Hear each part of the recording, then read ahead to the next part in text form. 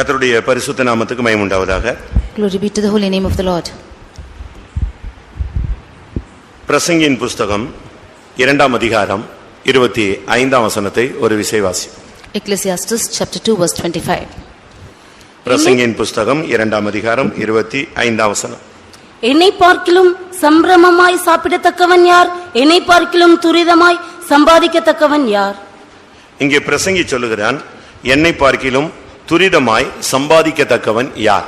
Who can earn more than I, says the Ecclesiastes here. இன்றைக்கு உலகத்திலே பல விதங்களில் பலரும் சம்பாதிக்கிறார்கள். Today many of them are earning in this world. பல விதங்களிலே அவர்கள் சம்பாதிக்கிறார்கள். And they are earning in many ways. ஆனால் இவன் சொல்லுகிறான், என்னை பார்க்கிலும் யாராவது துரிதமாக வேகமாக அதிகமாக சம்பாதிக்க முடியுமா என்ற ஒரு கேள்வியை எழுப்புகிறான். But here he is arising a question as to who else can hasten to earn more than I. கர்த்தர் அவனுக்கு சகலத்தையும் கொடுத்திருந்தார், ஆனபடியால் அவன் துரிதமாய் சம்பாதித்தான். The Lord had given everything to him and therefore he hastened and earned things. நாமும் கூட இந்த உலகத்திலே சம்பாதிக்க முடியாத பல விதங்களிலே பிரயாசங்களை எடுக்கிறோம். We too are laboring hard that we might earn much in the world. இன்னைக்கு பலரும் பல விதங்களிலே சம்பாதிக்கிறார்கள். Today many of them are earning in different ways. நியாயமான முறையிலே சம்பாதிக்கிற ஒரு கூட்டத்தை பார்க்கலாம். We see a group of people who are justly getting their earnings. அநியாயமாய் சம்பாதிக்கிற ஒரு கூட்டத்தை பார்க்கலாம். And we feel those who are unjustly getting their earnings. மற்றவருடைய பொருள்களை அபகரித்து சம்பாதிக்கிற ஒரு கூட்டத்தை பார்க்கலாம். And we see others who are exploiting other things and they are earning. ஏமாற்றி சம்பாதிக்கிற ஒரு கூட்டத்தை நாம் பார்க்கலாம். We see some people who are earning by deception. ஒரு சிலருக்கு சம்பாதிக்க தெரியவில்லை என்று சம்பாதிக்க முடியாமல் தோற்று போகிறதையும் பார்க்கலாம். We see some of them failing without being able to earn. இப்படி பல விதங்களிலே சம்பாதிக்க திராணியற்ற பலரையும் நாம் பல விதங்களிலே பூமியிலே காண முடியும். We see that people who are in different aspects in this world that they are able to earn and not able to earn. ஆனாலும் கூட ஏதாவது ஒரு விதத்துல கொஞ்சமாவது நாம் சம்பாதிக்கிறோம். Yet in some way or the other we should earn something. ஒரே நாளிலே கோடிக்கணக்காக சம்பாதிக்கிறவர்கள் உண்டு. And there are people who go in one day and earn for their living. ஒரே நாளிலே லட்சக்கணக்கில் சம்பாதிக்கிறவர்கள் உண்டு. And there are in one day there are people who are earning lakhs and amount. ஒரே நாள்ல ஒண்ணுமே சம்பாதிக்க முடியாமல் லட்சக்கணக்கில் கோட்டை விட்டு ஏமாற்றப்பட்டு இல்லாவிட்டால் தோற்று போன ஒரு கூட்டமும் உண்டு. There's a group of people who are also failing and defeated, not able to earn and have lost even lakhs in one day. ஆனால் இங்கே பிரசங்கி சொல்லுகிறான், நான் துரிதமாய் சம்பாதிக்க கூடியவன். But here the Ecclesiastes says that he is able to earn when hasten. வேதத்தின் அடிப்படையிலும் உலகத்தின் அடிப்படையிலும் நாம் ஒவ்வொருவரும் ஒவ்வொரு விதங்களிலே நாம் சம்பாதிக்க கடமைப்பட்டவர்கள். In the aspect of the word of God we are intended to earn. இன்றைக்கு வேதபாடம், நீ என்னத்தை சம்பாதிக்கிறாய்? Today's Bible study is, what are you earning? இல்லாவிட்டால் என்னத்தை சம்பாதித்தாய்? Or what have you earned? இதுவரைக்கும் நீங்க என்னத்தை சம்பாதித்திருக்கிறீர்கள் என்பதை நீங்கள் ஒரு விசை திரும்பி பாருங்கள். You turn back and see and to what you have earned thus far. இப்பொழுது நம்முடைய சம்பாத்தியத்தில் நமக்கு கையில என்ன இருக்கிறது என்பதை நீங்கள் சிந்தித்து பாருங்கள். You think and see as to what is your earning now in your hand. இப்படி நாம் சிந்தித்து பார்க்கும் பொழுது நம்முடைய இப்பொழுது தற்போதைய சம்பாத்தியம் என்ன என்பதை நாம் கண்டுபிடித்து விடலாம். We should, when we consider like this, we can see as to what our earning is nowadays. ஒரு சிலர் வேலைக்கு போகிறார்கள், ஒன்றும் சம்பாதிக்கிறதில்லை, அவர்கள் வெறுமையாக திரும்பி வருகிறார்கள். Some of them are not going to work and not earning anything and come back emptily. கடைசில அவங்க சொல்றது, எனக்கு லக் இல்ல, அதிர்ஷ்டம் இல்லன்னு சொல்வாங்க. Finally they say that they don't have luck. இப்படி எல்லாம் பலரும் பல விதங்களிலே புலம்பிக் கொண்டிருக்கிற காலங்களிலே ஒரு கூட்டம் ஜனங்கள் கோடிக்கணக்கில் சம்பாதித்துக் கொண்டிருக்கிறார்கள். In times when the people are lamenting like this, one group of people are earning crores of amount. இந்த வசனத்தை கேட்கிற இல்லாவிட்டால் தேவனுடைய வார்த்தையை கேட்கிற உங்களில் எத்தனை பேர் எந்த விதத்திலே சம்பாதித்திருக்கிறீர்கள்? இல்லாவிட்டால் எவ்வளவு நீங்கள் சம்பாதித்து வைத்திருக்கிறீர்கள்? Those of them who are hearing this word, as to how much you have earned or how much are you earning now? வேத வசனத்தின்படி நாம் எதை சம்பாதிக்க வேண்டும்? According to the word of God, what should we earn? இப்படிப்பட்ட கேள்விகளுக்கு நாம் இந்த மாலை வேளையிலே ஒரு தெளிவான பதிலை பெற்றுக்கொள்ள வேண்டியது அவசியம். It is needful for us to get a clear answer for such a question. முதலாவது, சம்பாதிக்கிறதுக்கான பலனை கொடுக்கிறவர் தேவன் என்கிற அறிவு நமக்கு தேவை. Firstly, we should have the knowledge as to God who is giving us the strength to earn. என்னதான் நாம் முயற்சிகள் எடுத்தாலும் தேவன் அந்த பலனை கொடுத்தாதான் நமக்கு அந்த ஐஸ்வரியம் நம்முடைய கரங்களில் கிடைக்கும். How much ever we take our efforts, if the Lord only should give his strength, that riches will come into our hands. நீ பாட்டுக்கு சம்பாதிச்சிட்டு எல்லாம் நான் தான் சம்பாதிச்சேன்னு நீ சொல்லிட கூடாது. தேவன் கொடுத்தாருன்னு சொன்னேன்னா அது நிக்கும், இல்லன்னா அது போய்டும். You should not say that you have earned and you have earned by your labor, but if you say that the Lord has given, it will stand by hand. உபாகமம் 8ஆம் அதிகாரத்தை நாம் பார்க்கும் பொழுது, when we read in Deuteronomy chapter 8 17ஆம் வசனத்தை பார்க்கும் பொழுது, verse 17, என் சாமர்த்தியமும் என் கைபலனும் இந்த ஐஸ்வரியத்தை எனக்கு சம்பாதித்தது என்று நீ உன் இருதயத்தில் சொல்லிக் கொள்ளாமல் எச்சரிக்கையாய் இரு. And thou should not say in thine heart, my power and the might of my hand have gotten me this wealth. என்னுடைய அறிவு என்னுடைய திறமை தான் இதெல்லாம் எனக்கு சம்பாதிச்சு கொடுத்தது அப்படின்னு நீ வார்த்தையை use பண்ணிராத. You don't use this word that it is your might and your talents which has got you this wealth. உபாகமம் 8:18 பார்க்கும் பொழுது when we read in Deuteronomy 8:18, ஐஸ்வரியத்தை சம்பாதிக்கிறதுக்கான பலனை கர்த்தரே உனக்கு கொடுக்கிறவர். for it is the Lord who giveth thee the power to get wealth. அப்படினால ஐஸ்வரியத்தை சம்பாதிக்கத்தக்கதான பலன் நம்முடைய பலன் அல்ல, அது தேவனிடத்திலிருந்து வருவது என்பதை நாம் புரிந்து கொள்ள வேண்டியது அவசியம். Therefore we should understand that the power to get wealth is not ours but it is coming from God. நான் சம்பாதிச்சேன், நான் தான் திறமையா செஞ்சேன், என்னால இல்லனா நீ என்ன சம்பாதிச்ச, நான் என்ன சம்பாதிச்சேன்னு சொல்லிட்டு கடைசில ஆண்டவருக்கு கொடுக்க வேண்டிய கனத்தை கொடுக்காத பட்சத்துல எல்லாமே நம்மை விட்டு விலகி போகிறதை பூமியிலே காண முடியும். When we say that we have got the wealth and I have labored and I have earned much like this, we can see that we are losing everything when we do not give the honor to God. தயவு செய்து இந்த உலகத்திலே நாம் எந்த சூழ்நிலையிலும் நான் சம்பாதித்தேன் என்ற வார்த்தையை தவறி கூட நாம் உபயோகித்து விடக்கூடாது. In any situation in this world, please do not utter this word that you have got the wealth. ஆனால் இந்த சாலமோன், இந்த ஞானி, இந்த பிரசங்கி இப்படிப்பட்ட வார்த்தையை சொல்லி எல்லா நன்மைகளையும் இழந்து கடைசியில விசுவாச வீரர் பட்டியலிருந்து விலகி போய்விட்டதையும் நாம் பார்க்க முடியும். But we can see the wise man Solomon in this Ecclesiastes saying such a word has gone away from even the blessings. அவன் கடைசியில நான் சம்பாதித்தேன் என்ற வார்த்தையை உபயோகிக்க ஆரம்பித்து விட்டான். Finally he began to use this word that he has earned and earned. இவனுக்கு அந்த ஞானத்தை கொடுத்தது யாரு? Who is the one who gave him such wisdom? நீங்கள் வேதத்தின் அடிப்படையில் பார்க்கும் பொழுது பிரசங்கி 2ஆம் அதிகாரத்தை பார்க்கும் பொழுது when you read in Ecclesiastes chapter 2, அவைகளிலே அவனுடைய வார்த்தைகளை நாம் பார்க்க முடியும். we can see his words. நான் 4ஆம் வசனத்தில் நான் பெரிய வேலைகளை செய்தேன். Verse 4 we can see that he is saying that I have done great works. 7ஆம் வசனத்தில் வேலைக்காரர்களை நான் சம்பாதித்தேன். In verse 7 he says that I got me servants and maidens. பிரசங்கி 2:8 பார்க்கும் பொழுது பலவிதமான வாத்தியங்களையும் சம்பாதித்தேன். Ecclesiastes 2:8 he says that he got all musical instruments. வெள்ளியையும் பொன்னையும் ராஜ சம்பத்தையும் நான் பொருள்களையும் சேகரித்தேன். I have gathered also unto me silver and gold and peculiar treasure of kings. 9ஆம் வசனத்தில் எனக்கு முன் எருசலேமில் இருந்த எல்லாரை பார்க்கிலும் நான் பெரியவனும் திரவிய சம்பன்னனுமாய் இருந்தேன். Verse 9 he says that I was great and increased more than all that were with before me in Jerusalem. இப்படி எல்லாமே நான் சொல்லிதான் கடைசில ஒரு பிரசங்கி ஒண்ணுமில்லாத பிரசங்கியாக அதிக பிரசங்கியாக போய்விட்டான். Boasting like this Ecclesiastes becomes one who is become more in his wisdom. கர்த்தர் எனக்கு தந்தார், கர்த்தர் எனக்கு சம்பாதித்து தந்தார் என்றுதான் நான் என்ன செஞ்சிருக்கணும், உபயோகித்திருக்க வேண்டியது அவசியம். It is needful for him to say that it is the Lord who has given me and the Lord has made me to earn. ஏனென்றால் வேத வசனத்தின் அடிப்படையில சாலமோன் இந்த ஸ்தானத்துக்கு வர வாய்ப்பு கிடையாது. Because in the aspect of the word of God, Solomon had no opportunity to come to this position. ஏனென்றால் அவன் அந்த ராஜவம்சத்தை சேர்ந்தவன் அல்ல. Because he was not belonging to this kingly place. தாவீதுக்கு கர்த்தர் சிங்காசனத்துக்கு என்றைக்கும் இருக்கும்படியாக குமாரனை தருவேன் என்று வாக்கு பண்ணிவிட்டார். The Lord has promised David that he will give him a son without fading in his stead. அந்த ஸ்தானத்துக்கு வரும்படியாக அநேகர் போராடி கொண்டிருந்தார்கள். And many of them were striving to come to that position. அதனால நீங்க பைபிள்ல படிச்சு பாத்தீங்கன்னு சொன்னா சாலமோனுக்கு ஒரு மானியம் கொடுத்து அரண்மனையில ஒரு குவார்ட்டர்ஸ்ல அவனை உட்கார வச்சிருந்தாங்க. Therefore when you see the word of God, you can see that Solomon was given a wages and was made him to sit in a palace. பத்சேபாளுக்கு ஒரு வீடு கொடுத்து வச்சிருந்தாங்க. For Bathsheba was given a house. சாப்பாட்டுக்கு மானியம் கொடுக்கப்பட்டது. They were given wages to eat. அவன் அந்த வீட்ல அந்த அம்மாவோடு இருந்து கொண்டே இருந்தான். And he was with his mother in that place. Solomon அம்னோனுக்கோ அப்சலோமுக்கோ யாருக்குமே ஆகாது. Solomon was not liked by Amnon or Absalom. ஏனா அவன் சரியான விதத்துல இந்த பாதையில உள்ள வரல. Because he did not come in a right position in this place. அதோனியாக்கு இவனை பார்த்தா ஆகாது. Adonijah did not like him at all. அம்னோனுக்கு இவனை பார்த்தா ஆகாது. Amnon did not like him. அப்சலோமுக்கு இவனை பார்த்தா ஆகாது. Absalom did not like him. அவனுக்கு ஏதோ சாப்பாடு கொடுக்கறாங்க அப்படினு தான் அவங்க வச்சிருந்தாங்க. They will see as to what food they are giving to him. ஆனா கடைசில கர்த்தர் கிருபையாய் இந்த வாய்ப்பை இவனுக்கு கொடுத்தார். But lastly the Lord graciously granted him this position. இதை குறித்து அங்கே பத்சேபாள் ராஜாவினிடத்தில் பேசும் பொழுது about this when Bathsheba was speaking to the king, புலம்பலோடு தான் அவன் சமூகத்துல வர்றா. she is coming only with lamentation to his presence. நீங்க திடீர்னு இறந்து போயிட்டீங்கன்னா என் கதை என்ன ஆகும்?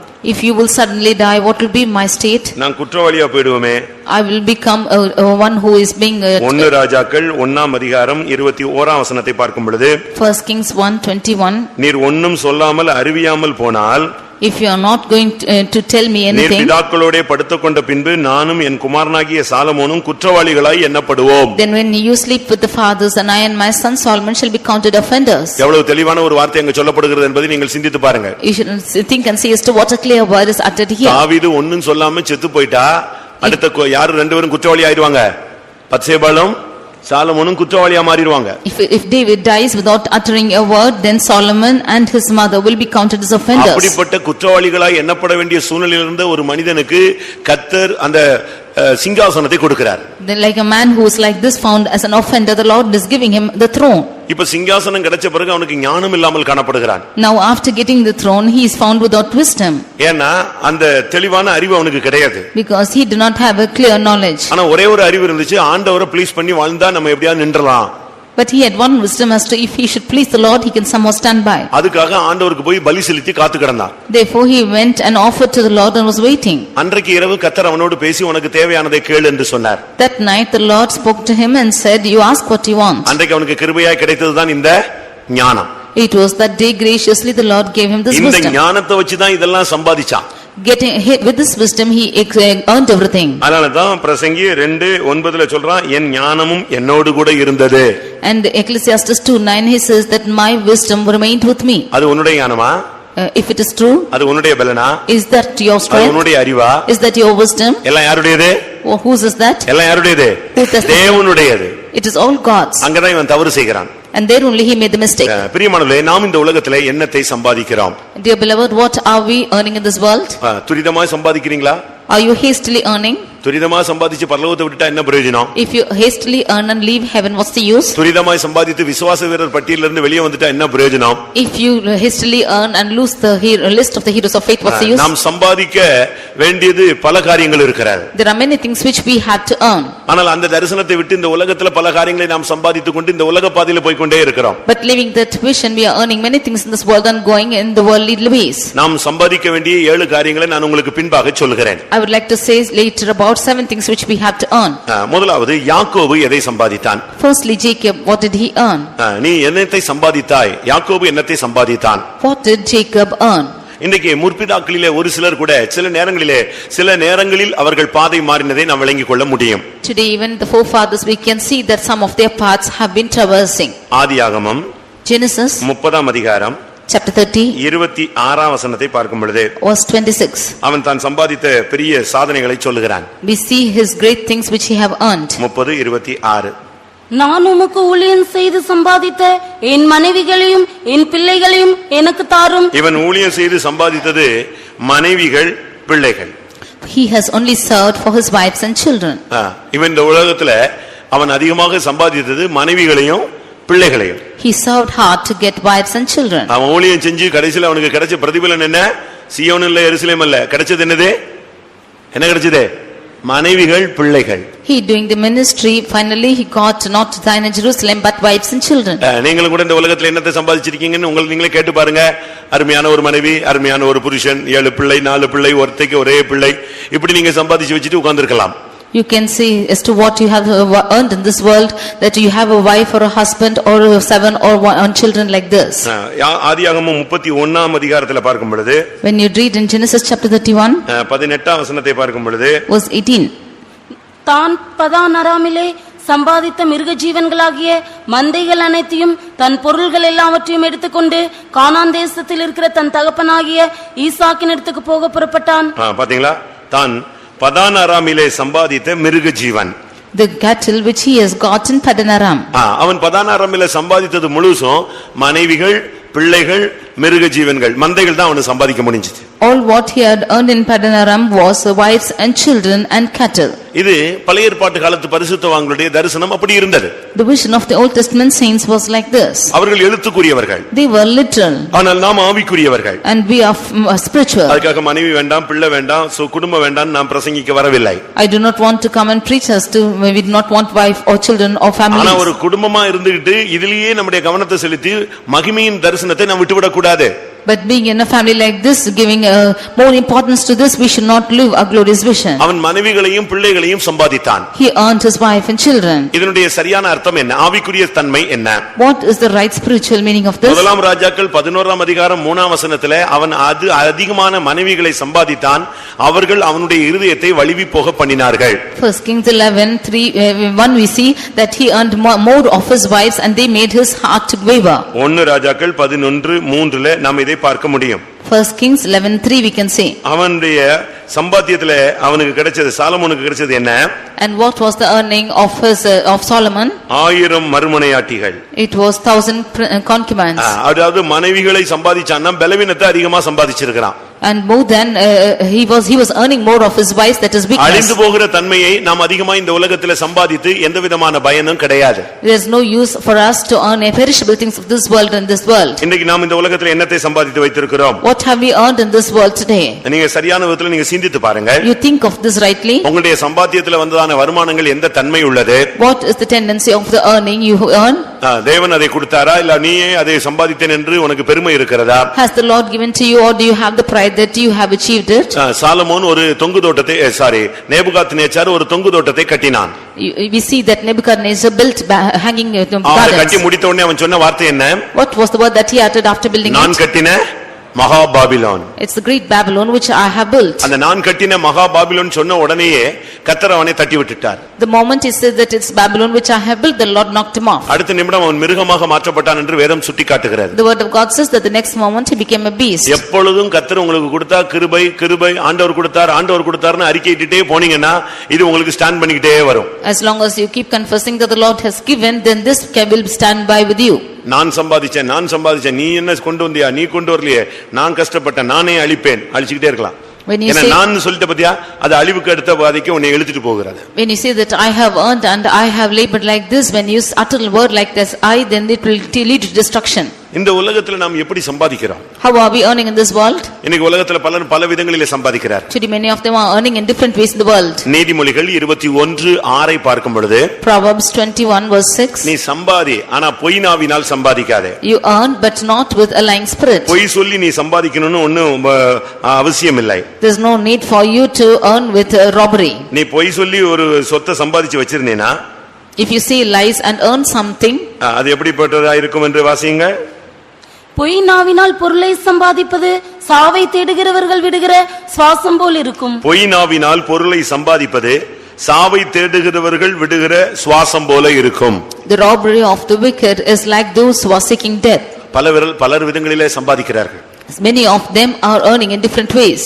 சகோதரன் ஏவிஎம் ராஜன் அவர்கள் இந்த மார்க்கத்துக்குள்ளே வந்தபோது, when brother AVM Rajan came into this religion, ஒரு நாள் பாஸ்டர் எஸ்பி ஆனஸ்ட் அவர்களிடத்தில் வந்து ஒரு குறிக்கப்பட்ட தொகையை காணிக்கையாக கொடுத்தார். And once Pastor S.B. Ernest gave a particular place for as an offering. உடனே பாஸ்டர் ஆனஸ்ட் அதை வாங்கவில்லை. Immediately Pastor Ernest did not get it. இது எப்படி வந்த பணம் என்று கேட்டார். He asked us to how this money came. திரைப்படத் துறையில சம்பாதித்ததுன்னு சொன்னார். This is the money earned from films, he said. அப்படி சம்பாதிச்ச பணம் காணிக்கையாக வேண்டாம். Do not give such earning as an offering, he said. அது அவருக்கு துக்கத்தை உண்டு பண்ணல. That did not grieve him. ஏன்னா அவர் ஆவிக்குரியவராய் மாறுபடியாக சிந்தையில வந்ததனால அவங்க ஏற்றுக்கொள்ளாதது அவருக்கு பெரிய ஆச்சரியமாக இருந்தது. It was a great surprise that he did not accept because he was longing for a spiritual life. ஏனென்றால் மற்ற சபைக்காரன்லாம் எவ்வளவு கொடுத்தாலும் வாங்குறதுக்கு ரெடியா இருக்கும்போது இவங்க கொடுத்த இவ்வளவு பெரிய அமௌண்ட்டை வேண்டான்னு சொல்றாங்களே, அப்படியானாலும் இவங்க பணத்தை வெறுத்தவர்கள் சொல்லி அவர் சாட்சி கொடுத்தார். When other church members are receiving money in any kind, when these people are not receiving, this means they have hated money. இன்னைக்கு உலகத்துல என்ன பழமொழி? Today what do we need the word money in this world? உலகத்துல என்ன பழமொழின்னு சொன்னேன். What is the proverb in the world? என்ன பழமொழி? நீ எங்க போனாலும் மேய்ஞ்சிட்டு வரலாம், ஆனா இங்க வந்து என்ன செய்யணும்? பால் கறக்கணுமா? You can go graze anywhere but come and milk out here. மாடு எங்கயாவது போய் எவன் வீட்லயாவது தின்னு சாப்பிட்டு அப்படியே எல்லா தோட்டத்தையும் காலி பண்ணிட்டு, ஆனா பால் கறக்கிறதுக்கு எங்க வந்துரும்? வீட்டுக்கு வந்துரும். The cow will go and graze anywhere in the world and it will come back home to give its milk. அதுபோல ஒரு சிலர்லாம் சபையில நீ எப்படி சம்பாதிக்கிற, எப்படி வந்துச்சு, என்ன பணம், என்ன ஒண்ணுமே கேட்கறது இல்ல. அவன் எங்கேயோ போய் என்னெல்லாமோ பண்ணிட்டு வந்துருவான். ஆனா அப்படி நாம காணிக்கை செலுத்த கூடாது, அப்படி சம்பாதிக்கவும் கூடாது. Some of them in the churches, they do not know as to how they are going and earning and how they are earning money, but we should not earn like that nor neither offer like that. வேசியின் பணயமும் நாயின் கிரயமும் தேவனுடைய சமூகத்துக்கு என்ன செய்ய கூடாது? வரக்கூடாது. The money of the harlot and the wages of the dog should not come to the presence of God. பொய் நாவினால் சம்பாதிச்சு அதுல நீங்க காணிக்க கொடுக்கிறது, அதுல நீங்க ஊழியம் செய்யறது, அதுல நீங்க விருத்தி அடையணும்னு ட்ரை பண்றது சாகிறவன் விடுகிற சுவாசம் போல இருக்கும். அந்த கடைசி நேரத்துல லாஸ்ட் பிரீத்திங் இருக்க, அதுதான் அது. Getting the treasures by a lying tongue is vanity, which is like the breath of the one who is seeking for death. Solomon ஒரு பெரிய ஞானி. And Solomon was a great wise person. ஆனா அவன் பயங்கரமா சம்பாதிச்சிட்டே இருந்தான். But he kept on earning. அவனுக்கு வருஷம் வருஷம் ஒரு குறிக்கப்பட்ட இடத்துல இருந்து பொன் வந்துகிட்டே இருக்கும். And there will be gold which is coming from a particular place every year. அவனுக்கு பொன்னுடைய அளவு என்ன? What is the weight of the gold came for him? ஒரு குறிக்கப்பட்ட இடத்துல இருந்து அவனுக்கு இவன் சம்பாதிக்கிறதுல ஒரு குறிக்கப்பட்ட இடத்துல இருந்து ஒரு குறிக்கப்பட்ட டயத்துக்கு பொன் வரும். தங்கம் வருகிறது. From a particular place in a particular period of time he will get the gold every year. எவ்வளவு தாலந்து பொன் வந்துச்சு? How many talents was brought? சொல்லுங்க. என்னது? சொல்லுங்க. 600. வேற?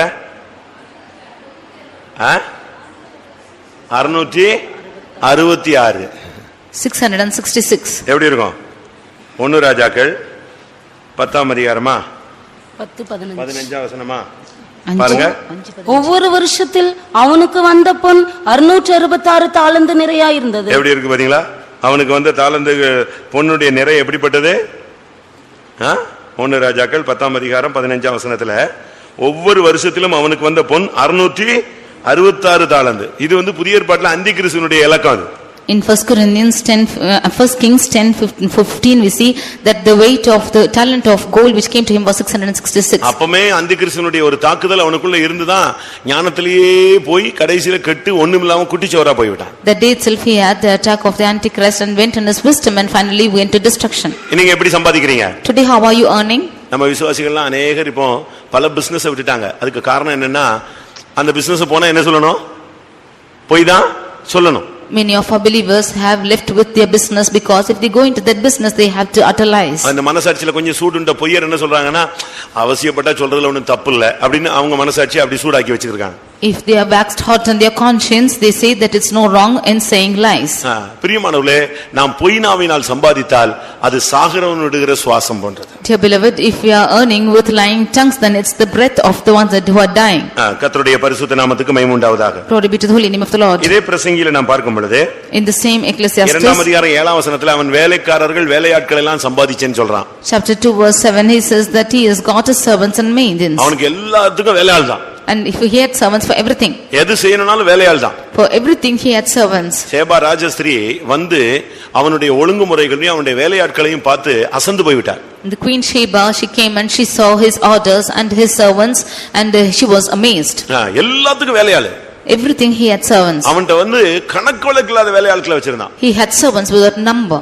அந்த அளவு வேலையாட்கள். இப்ப நம்ம கூட அப்படி தான் வச்சிருக்கோம். ஒவ்வொன்றுக்கும் வேலையாள். Even we too have kept servants like this. துணி துவைக்க வேலையாள். துணி துவைக்கிறதுக்கு வேலையாள். For washing we have servants. வீடை சுத்தம் பண்ண வேலையாள். For cleaning our house we have servants. அடுத்து சமையலுக்கு வேலையாள். For cooking we have servants. தோட்டத்தை பராமரிக்க வேலையாள். And gardening we have servants. அதனால இவங்களுக்கு வேலையே இல்ல. அதனால வியாதியில இருக்காங்க. They have no other work at all, therefore they are in sickness. எந்த வேலையும் இல்ல. அதனால ஃபுல்லா என்ன இருக்கு? உடம்பு வளையல் இல்லையா? சுகபோக வாழ்வு, உயிரோடு சாவு போயிட்டே இருக்கு. Because they have no other work at all, a luxurious life is leading to death. When they are alive itself, like this they are dying. நாம இப்ப என்ன அளவுல நம்ம சம்பாதிச்சு வச்சிருக்கோம் பாருங்களேன். You see as to what extent we have earned and kept now. மனைவி, புருஷன், பிள்ளைகள், வேலையாட்கள், மிருக ஜீவன்கள் இவைகளை தான் நம்ம சம்பாதிச்சு வச்சிருக்கோம். Wife, husband, children, servants and cattle. அப்போஸ்தலர் 22ஆம் அதிகாரத்துல பார்க்கும் பொழுது when we read in Acts chapter 22 பவுலை ஒரு சேனாதிபதி அடிச்சு விட்டான். Captain of host beat Paul. அப்ப இவன் அவன்ட்ட பேசுறான். Then he spoke to him. நான் ரோமனாச்சே, நீ அடிக்கலாமா? I am a Roman, how can you beat me? ஏன் அடிச்ச? Why did you beat me? அப்படினு சொல்றான். He is saying like this. உடனே அவன் கேக்குறான், சேனாதிபதி நீ ரோமனா அப்படினு கேக்குறான். Immediately the captain is asking us to whether he is a Roman. அவன் சொல்றான், ஆம் நான் ரோமன் தான். Then he is saying yes, I am a Roman. அப்போஸ்தலர் 22 27 28ல நாம இத பார்க்க முடியும். In Acts 22 27 and 28. உடனே அவன் சொன்னான், நான் மிகுந்த திரவியத்தினாலே இந்த ஸ்லாக்கியத்தை சம்பாதித்தேன். ஒரு ரோமனை அடிக்கிறதுக்கு நான் சம்பாதிச்சேன்னு சொல்றான். Immediately he is saying that I am free born to I am got to this freedom in order to beat the Romans. ஒரு ரோமன் அவன் ரோமன் அல்ல. He was not a Roman. ஆனா அப்படினால ரோமனை அடிக்கிறதுங்கிறது ஒரு பெரிய காரியம்.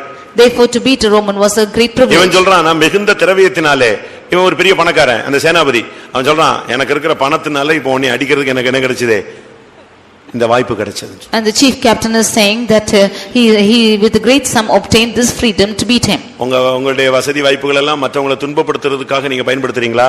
Are you using your facilities that you might torture the others? உங்களுடைய செல்வாக்கு மற்றவங்களை துன்பப்படுத்துறதுக்காக உபயோகப்படுத்துறீங்களா? Is your wealth being used to torture the others? இத தான் அப்ப நீ இந்த உலகத்துல சம்பாதித்து வைத்திருக்கிறாய். What have you earned in this world? ஒரு சிலர் ஏதாவது வரங்கள் கூட பணத்துல கிடைக்குமான்னு பாக்குறான். Some of them see if they are receiving any gifts also through money. அப்போஸ்தலர் 8ஆம் அதிகாரத்துல பார்க்கும் பொழுது, when we read in Acts chapter 8, ஒரு மாயவித்தைக்காரன் ரட்சிக்கப்பட்டான். a soothsayer got saved. இயேசுவை விசுவாசித்தான். And he believed in Jesus. ஞானஸ்நானம் பெற்றுக்கொண்டான். And he received baptism. ஆனால் அவனுக்கு அபிஷேகம் கிடைக்கவில்லை. But he did not receive the Holy Spirit. ஏன் அபிஷேகம் கிடைக்கல? Why didn't he get it? அவன் ஞானஸ்நானம் எடுத்தான், விசுவாசித்தான், இயேசுவை தெய்வம் என்று ஒத்துக்கொண்டான். ஆனால் மனம் திரும்பவில்லை. He took baptism and he believed and accepted that Jesus and but he did not repent. அப்படிதான் அப்போஸ்தலர் 8ஆம் அதிகாரம் 13ஆம் வசனத்திலே சொல்லப்பட்டிருக்கிறார். This is what we read in Acts 8 chapter verse 13. அவன் சீமோன் விசுவாசித்தான், ஞானஸ்நானம் பெற்றான். That Simon believed and was baptized. ஆனால் அவன் அபிஷேகம் பெறவில்லை. But he did not receive the Holy Spirit. இப்பொழுது அப்போஸ்தலர்கள் ஜெபித்து அங்க உள்ள ஜனங்கள் அபிஷேகம் பெறுகிறார்கள். Now the apostles came and prayed and the people there received the Holy Ghost. இவனுக்கு ஒரு பெரிய ஆச்சரியம். And it was marveling to him. பேதுரு கை வச்சா ஒருத்தனுக்கு அபிஷேகம் கிடைக்குது. When Paul is laying his hands, people are getting the Holy Ghost. அடுத்தவனுக்கு அபிஷேகம் கிடைக்குது. And when he places another person, he is getting the Holy Ghost. இத பார்த்துக்கிட்டே இருந்தபோது, when he saw this, இவன் என்ன செஞ்சிருக்கணும்? What should he have done? இவனும் போய் முழங்கால் போட்டு எதை வாங்கி இருக்கணும்? அபிஷேகத்தை பெற்றிருக்கணும். He too should have gone, knelt down and received the Holy Ghost. இவனுக்கு தன்னை பெரிய ஆளாக்கணும்ங்கற அந்த ஆவி ஏற்கனவே உள்ள இருந்துச்சு. மனம் திரும்பாதனால அது இன்னும் போகல. Already the spirit within him was to that he should prove himself great because he did not repent. The spirit did not depart from him. இப்போ அவன் உடனே வீட்டுக்கு போனான். Now he went back home. வீட்ல இருக்கிற பணத்தை எல்லாம் தூக்குனான். Took all the money from his house. நேரா பேதுருட்ட கொடுத்தான். Came straight. இந்த பணத்தை நீங்க ஏத்துக்கங்க. And asked Peter to accept the money. நான் யார் மேல எல்லாம் கை வைக்கிறேனோ அவனுக்கு என்ன வரணும்? அபிஷேகம் வரணும். Whomever I lay my hands upon, they also should be received. உனக்கு அபிஷேகம் கிடைக்கல, ஆனா நீ கை வச்சா மத்தவனுக்கு அபிஷேகம் கிடைக்கணும். You yourself did not get the Holy Ghost, but if you lay your hands, others should receive the Holy Ghost. அவன் மைண்ட்ல பணத்தினால இந்த ஊழியத்தை செஞ்சிரலாம், அற்புதங்களை செய்யலாம்னு அவன் யோசிச்சான். Therefore in his thought he thought to do this ministry and do the miracles with his money. அதனால தான் அப்போஸ்தலர் 8ஆம் அதிகாரம் 20ஆம் வசனத்துல பேதுரு அவனை நோக்கி, தேவனுடைய வரத்தை பணத்தினாலே சம்பாதித்துக் கொள்ளலாம் என்று நீ நினைக்கிறபடினால் உன் பணம் உன்னோடு கூட நாசமாய் போக கடவது.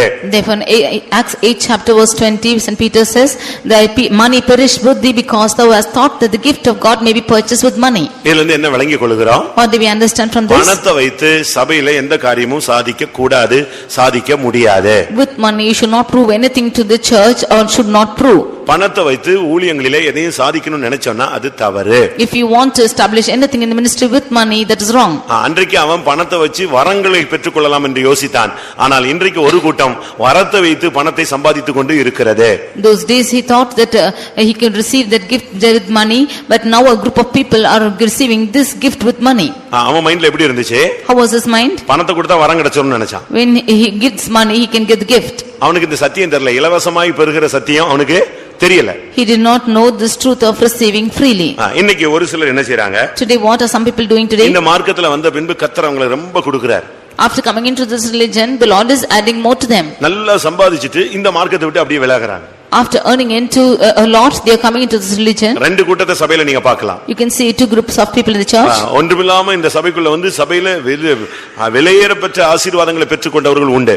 People who come without anything are coming and receiving precious blessings. செழிப்பாய் மாற்றப்பட்டவர்கள் உண்டு. And those of them who are flourishing. கர்த்தரை நம்புகிறவனோ செழிப்பான். He who believes in the Lord shall be blessed. ஆனா ஒரு சிலர் இந்த சபையில நல்லா ஆசீர்வதிக்கப்பட்டு இந்த மார்க்கத்துல நல்லா ஆசீர்வதிக்கப்பட்டு எல்லாம் கிடைச்ச உடனே மெல்ல அப்படியே தேவனை விட்டு விலகுறாங்க. Some of them after coming to this religion and are blessed more, they depart slowly. அது தவறு.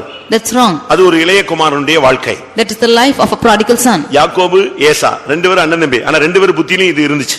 Jacob and Esau were both brethren, but it was in their mind. அவங்க கானான் தேசத்துல சம்பாதிச்சாங்க, சம்பாதிச்ச பிறகு அவங்க ரூட்டை மாத்தினாங்க. They earned in the land of Canaan and after earning they changed. கானான் என்பது சபையை காண்பிக்கிறார். Canaan shows the church. இல்லாவிட்டால் இந்த மார்க்கத்தை காண்பிக்கிறார். Or it shows this religion. இல்லாவிட்டால் கிறிஸ்தவ வாழ்வை காண்பிக்கிறார். Or it shows the Christian life. கிறிஸ்துவை பின்பற்றுகிற வாழ்க்கையை காண்பிக்கிறார். It shows the life of following Christ. கர்த்தருக்குள் வாழ்கிற வாழ்க்கையை காண்பிக்கிறார். It shows the life of living after Christ. இதுக்குள்ள வந்த பிறகு கர்த்தர் உன்னை ஆசீர்வதிப்பார். This after coming into this religion the Lord உன்னை ஆசீர்வதித்து நம்பிக்கையோடு உன்னை மேன்மைப்படுத்தும்போது நீ இதெல்லாம் தூக்கிக்கிட்டு அப்படியே சபையை விட்டு கானானை விட்டு கிறிஸ்துவுக்குள்ளான வாழ்க்கையை விட்டு உலகத்துக்கு பக்கம் நீ போயிட கூடாது. When the Lord blesses you, you should not go towards the world living this life of Canaan and living the life into இப்ப போன ஒரு பெரிய கூட்டம் சபையில இருக்கு. There's a great group of people in the church like this. ஒரு group பெரிய group இங்க வந்து நல்லா ஆசீர்வதிக்கப்பட்டுட்டு ஏதாவது ஒரு காரணத்தை சொல்லி ஏதாவது ஒரு சின்ன பிரச்சனையில அப்படியே அந்த ஆசீர்வாதத்தோடு வெளியே போய்டுவாங்க. This great group after coming to the church receiving a great blessing with some small problem they depart from the church like that. ஆதியாகமம் 46ல பார்க்கும் பொழுது And we read in Genesis chapter 46. அங்கே யாக்கோபு எல்லாவற்றையும் எடுத்துக்கொண்டு எகிப்துக்கு புறப்பட்டு விட்டான். There Jacob took everything and began to journey. 46:6 பார்க்கும் பொழுது 44:6 தங்கள் ஆடு மாடுகளையும் தாங்கள் கானான் தேசத்திலே சம்பாதித்த தங்கள் பொருள்களையும் சேர்த்துக்கொண்டு எல்லாரும் எகிப்துக்கு போனார்கள். They gathered everything which they have earned and the cattle and they went to Egypt. ஆவிக்குரிய ஜீவியத்துல வந்த பிறகு கர்த்தர் உன்னை ஆசீர்வதிச்ச உடனே நீ எகிப்துக்கு போக கூடாது, பின்மாற்றத்துக்கு நீ போக கூடாது, உலக ஆசீர்வாதத்துக்கு பின்னால நீ போக கூடாது. After the Lord is blessing you, you should not go back into backsliding nor into the world after the Lord has blessed you. ஆதியாகமம் 36:6 பார்க்கும் பொழுது Genesis 36:6 அங்கே ஏசா கானான் தேசத்திலே சம்பாதித்த எல்லாவற்றையும் எடுத்துக்கொண்டு அவன் வேற தேசத்துக்கு போய்விட்டான். What Esau had earned in the land of Canaan, he went to another place. 36:6 ஏசா, 46:6 யாக்கோபு. 36:6 is Esau and 46:6 is Jacob. ரெண்டு இடத்துல நீங்க பாத்தீங்கன்னா அண்ணனும் தம்பியும் கானான் தேசத்துல வந்த பிறகு ஒண்ணுமில்லாம வந்து வெறும் கோலும் தடியுமாய் வந்து அவங்க கோடி கணக்குல சம்பாதிச்சுட்டு அப்படியே பின்மாற்றி போய் அந்த உலக ஆசீர்வாதங்களை மூழ்கி விடுவது. We see that the brethren were blessed like this and he became without anything in his hand, but the Lord had blessed him twofold and gotten crores of amount and went and lost everything. சம்பாதிச்ச உடனே நமக்கு பெருமை வருது. And after he has earned, pride came into him. சபையில 4 பேர் உன்னை மதிக்கிறான். So 4 of them are respecting in the church. கர்த்தர் தான் அந்த இத கொடுத்தாருன்னு உனக்கு நம்பிக்கை வேணும். You should have the hope that Lord has given you. இப்ப சபையில யாராவது அடுத்த ஒரு ஆட்சி இல்லாவிட்டால் அடுத்து யாராவது ஒரு புதிய ஆள் மாறி வரும்போது சில நடத்திப்புகள்ல வித்தியாசம் வரும்பொழுது நீங்க இதை சாக்கா வைத்துக்கொண்டு கர்த்தர் கொடுத்த ஆசீர்வாதத்தை எடுத்துட்டு நீங்க உலகத்தின் பக்கமா நீங்கள் போக கூடாது. In the next rule or next leadership, when there is some change taking place in you, you should not take this wealth and go back into the world. பட்டினியோ பரிபூர்ணமோ, whether it is hunger or ஆல்வோ சாவோ, நீ சபைக்குள்ள கர்த்தருக்குள்ள கிறிஸ்துவின் அன்பிலே நீ நிற்க பழக வேண்டும். Whether it is life or death, you should learn to stand in the love of Christ in the church. அந்த இளைய குமாரனை போல தகப்பன் வீட்ல இருந்து ஒரு வளர்ச்சி வரைக்கும் அமைதியா இருந்துட்டு எல்லாத்தையும் மொத்தமா வாரிட்டு கிளம்பி போனேன்னா முடிவு என்ன? முடிவு என்ன? What is the end? பன்றி கூட தான் வாழ்க்கை நடத்த வேண்டும். What is the end if you should go with like the prodigal son, after being grown up with all your wealth, then you should land up with the swine. உன்னை ஆசீர்வதிப்பதின் நோக்கம் என்ன? What is the plan for God blessing உன்னை you? உயர்த்துவதின் நோக்கம் என்ன? What is the use of exalting உன்னை you? தேவன் கனப்படுத்துவதின் நோக்கம் என்ன? What is the use of God exalting you? நீ இந்த ஜனங்களுக்கு இல்ல சபைக்கு இல்ல அந்த மார்க்கத்துக்கு நீ ஒரு சாட்சியாய் ஒளியாய் ஒரு ஆசீர்வாதமாய் பிரயோஜனமாய் இருப்பாய் என்கிற ஒரு பெரிய நம்பிக்கை தான். That you might be a blessing, a light and some useful person in the church. தேவனுடைய எதிர்பார்ப்பு, நம்பிக்கை, அவருடைய கனவு, தரிசனம், அவருடைய திட்டம் எல்லாத்தையும் நொறுக்கி போட்டுட்டு நீ போனா கர்த்தர் அதை கவனத்திலே வைத்துக் கொள்வார். If you should destroy the plan of God, the vision of God, and if you should go by your side, then the Lord will account for you and bring you to destruction. யாக்கோபு தான் சம்பாதித்ததெல்லாம் யோசேப்புக்கு கொடுத்தான். What Jacob earned, he gave to Joseph. அவனுக்கு எதெல்லாம் அவன் தனித்து நின்னு சம்பாதிச்சானோ அது அவ்வளத்தையும் யோசேப்புக்கு கொடுத்தான். All what he strived hard and earned, he gave to Joseph. நாம் பார்க்கலாம். ஆதியாகமம் 48:22 பார்க்கும் பொழுது, when we read in Genesis chapter 48 verse 22, அங்க என்ன சொல்லப்பட்டிருக்கிறது? What is said there? தான் வாசிங்க. உன் சகோதரருக்கு கொடுத்ததை பார்க்கிலும் நான் என் பட்டயத்தாலும் என் வில்லினாலும் எமோரியர் கையிலிருந்து சம்பாதித்த ஒரு நிலத்தை உனக்கு அதிகமான பங்காக கொடுத்தேன். அதிகமான பங்காய் அவன் யோசேப்புக்கு கொடுத்தான். And he gave an extra portion to Joseph. அதுதான் ஒரு தகப்பனுடைய சிந்தை. That is the mind of the father. அதாவது இது எதை காண்பிக்கிறது? What does this show? நம்முடைய சம்பாத்தியம் முழுவதும் யோசேப்புக்கு போய் சேரணும். அதிகமான பங்கு யோசேப்பிட்ட போய் சேரணும்.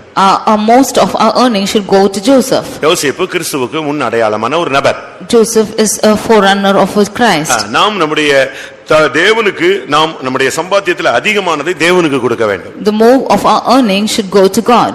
இயேசுவும் கூட இந்த உலகத்துல சில காரியங்களை சம்பாதித்தார். Even Jesus earned certain things in this earth. எதை சம்பாதிச்சாரு? What did he earn? இயேசு இந்த உலகத்துல என்ன சம்பாதிச்சாரு?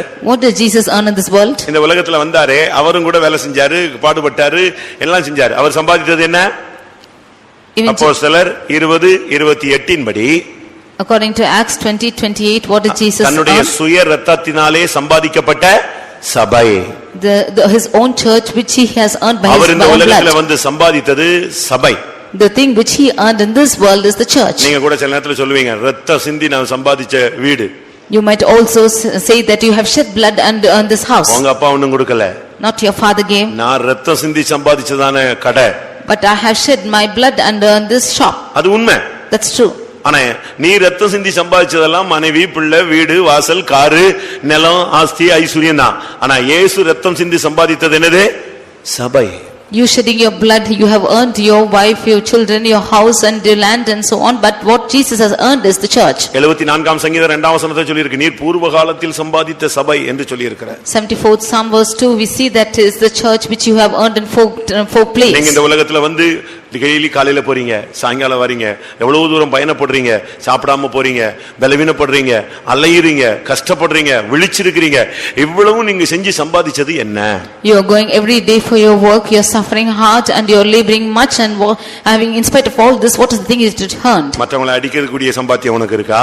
Do you have the earning that others will perish? இல்ல விட்ட வேலையாட்கள் எல்லாம் சம்பாதிச்சு வச்சிருக்கீங்களா? Or have you earned servants? இல்ல மனைவி, பிள்ளைகள், வீடு, வாசல், இவ்வளவுதாங்க, இதுதான் நான் இவ்வளவு நாள் கஷ்டப்பட்டு எனக்கு கிடைச்சது இவ்வளவுதான் அப்படின்னு சொல்றீங்களா? Or do you say that you have earned wife, children and your house and lands? நீங்களே யோசிச்சு பாருங்க. You just think and say. நாம் சம்பாதிக்க வேண்டிய சில காரியங்கள். There are certain things which we have to earn. கர்த்தர் வந்து மனைவி, புருஷன், பிள்ளை, வீடு, வசதி இதெல்லாம் உனக்கு தருவார். God will give you a wife, a husband or children or land and facilities, everything he will give. மனைவியை தேடாதே, அவரே அழகா தேடி கொடுப்பார். Don't seek for wife, he will seek for you. கர்த்தரே எல்லாம் செய்வார். The Lord will do it. முதலாவது தேவனுடைய ராஜ்யத்தை தேடுங்கள், இவைகள் எல்லாம் என்ன செய்யும்? இவைகள் எல்லாம் கூட கொடுக்கப்படும். Seek ye first the kingdom of God and everything shall be added to you. ஆனா நம்ம சம்பாதிக்க வேண்டியது என்ன? But what is the thing which we should earn? நீதிமொழிகள் 3ஆம் அதிகாரம், Proverbs chapter 3, 13ஆம் வசனத்தை பார்க்கும் பொழுது, verse 13. 3:13. ஞானத்தை கண்டடைகிற மனுஷனும் புத்தியை சம்பாதிக்கிற மனுஷனும் பாக்கியவான்கள். புத்தியை சம்பாதிக்கிற மனுஷன் பாக்கியவான். Happy is the man that forgetteth understanding. முதலாவது நாம் ஒரு ஆவிக்குரிய சபைக்குள்ள வந்துட்ட பிறகு, ஞானஸ்நானம் பெற்று பரிசுத்த ஆவி பெற்ற பின்பு நாம் சம்பாதிக்க வேண்டிய முக்கியமான தன்மை என்னன்னா, ஃபர்ஸ்ட் புத்தி. After taking the baptism and the Holy Spirit, the first thing what we have to earn is understanding. புத்தி எப்படி வரும்? How will understanding come? யோபு 28:28 பார்க்கும் பொழுது, Job 28:28, அங்க என்ன சொல்லி இருக்கிறது? what is said there? பொல்லாப்பை விட்டு விலகுவதே புத்தி. To depart from evil is understanding. இந்த உலகத்துல வந்த பின்பு, இந்த மார்க்கத்துல வந்த பிறகு முதலாவது பொல்லாப்பை விட்டு விலகணும். அது ஒரு பெரிய சம்பாத்தியம். After coming into this religion, firstly we should depart from evil. நமக்குள்ள இருக்கிற இந்த உலக பிரகாரமான தொடர்புகள் எல்லாம் துண்டிக்கணும். All our earthly connections should be dropped off. பொல்லாங்காய் தோன்றுகிற எல்லாவற்றையும் விட்டு விலகுங்க. We should depart from everything which seems to be evil. இதைத்தான் நம்ம சபையில என்ன சொல்லி கொடுக்கிறோம்னா, வேறுபாட்டின் ஜீவியம்னு சொல்லுகிறோம். That is why in our church we say the life of separation. பேதுரு பிரசங்கம் பண்ணி முடித்த உடனே ஜனங்கள் ஞானஸ்நானத்துக்கு வந்து நிக்கறாங்க. When Peter being finished his preaching, people came for baptism. இப்போ நாங்க என்ன செய்யணும்னு கேக்குறாங்க. They asked us to what we should do. First சொல்லப்பட்ட வார்த்தை என்ன தெரியுமா? மாறுபாடான இந்த உலகத்தின் மாறுபாடான இந்த சந்ததியை விட்டு விலகி உங்களை ரட்சித்துக் கொள்ளுங்கள். You set you out from this untoward generation and save yourselves. முதலாவது நீ உனக்கு தேவை, நீ சம்பாதிக்க வேண்டியது புத்தி. Firstly you should earn understanding. புத்தின்னு சொன்னா படிப்புல வர்றதல்ல. This understanding is not coming from studying. நீ ஒரு ஸ்கூல்ல போய் படிச்சிட்டு வர்றது புத்தி அல்ல. Going to school and studying is not understanding. இது வந்து வாழ்க்கையில படிக்கிறதுக்கு முன்பாக, படிச்ச பின்பு வாழ்க்கை முழுவதும் இருக்க வேண்டிய ஒரு தன்மை, பொல்லாப்பை விட்டு விலகணும். This is the aspect which you should have before and after learning is all the life is நீதிமொழிகள்ல சொல்லி இருக்கிறது, என்னத்தை சம்பாதிச்சாலும் புத்தியை சம்பாதி. Therefore it is said that whatever you should earn, வீடு, வாசல், கார் எல்லாம் நீ சம்பாதிச்சு வை, கரெக்ட். ஆனா என்னத்தை சம்பாதிச்சாலும் சம்பாதிச்சுக்கோ, ஆனா புத்தியை சம்பாதின்னு சொல்றார். It is good you have earned everything, house and lands, but whatever you earn, you are understanding. நல்ல புத்திசாலிகள் கூட சில நேரத்துல புத்தி இல்லாம செயல்படுறாங்க. And some of them who are even in good understanding are unrelevant to it. நமக்கு இந்த நாட்களிலே புத்தியை சம்பாதிக்க கர்த்தர் கிருபை தர வேண்டும். These days the Lord should give us grace that we might get understanding. அடுத்ததாக ஞானத்தை சம்பாதித்தல். Nextly, getting wisdom. நீதிமொழிகள் 4ஆம் அதிகாரம் Proverbs chapter 4 5ஆம் வசனம். verse 5. ஞானத்தை சம்பாதி, புத்தியையும் சம்பாதி. எப்படி? ஞானத்தை சம்பாதி, புத்தியையும் சம்பாதி. Get wisdom, get understanding. இன்னும் சரியா சொன்னா 7ஆம் வசனத்தை பாருங்க.